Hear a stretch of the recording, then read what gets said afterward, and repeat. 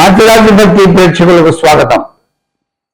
మీరు పెట్టిన వ్యాపారం, మీరు పెట్టిన పరిశ్రమ దినదినాభివృద్ధి చెందాలని చెప్పేసి మీరు తలుస్తున్నారు కదూ.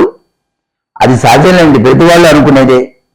అందుచేత ఇట్లా మీ పరిశ్రమ కానీ వ్యాపారం కానీ బాగా వృద్ధి చెంది లాభాలతో తొలతూగాలంటే శుక్లపక్షం మొదటి గురువారం రోజున ఉదయాన్నే ద్వారానికి ఇరువైపులా కూడాను కాస్త గోధుమ పిండి లేక వరి పిండి ఉదయాన్నే మీరు అలా ఇరువైపులా ద్వారం దగ్గర ఉంచండి.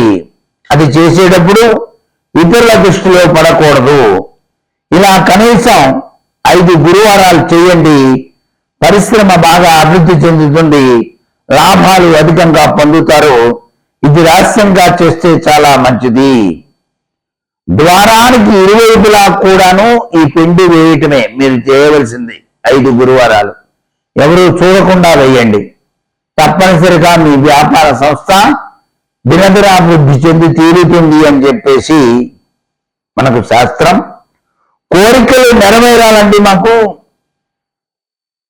ఆ కోరిక నెరవేరడానికి ఏం చేయాలంటే ప్రతి మాసంలో వచ్చేటువంటి త్రయోదశి తిథి సాయంత్రం సమయంలో శివాలయాన్ని దర్శించండి. 3 మార్లు ప్రదక్షిణం చేసి ఆ స్వామిని పూజించండి, అర్చించండి. అంతేకాక ఆలయ ప్రాంగణంలో నువ్వుల నూనెతో దీపాన్ని కూడా వెలిగించండి. తప్పనిసరిగా మీరు కోరిన కోరికలు నెరవేరుతాయి సుమా అంటోంది శాస్త్రం. సర్వే జనా సుఖినో భవంతు.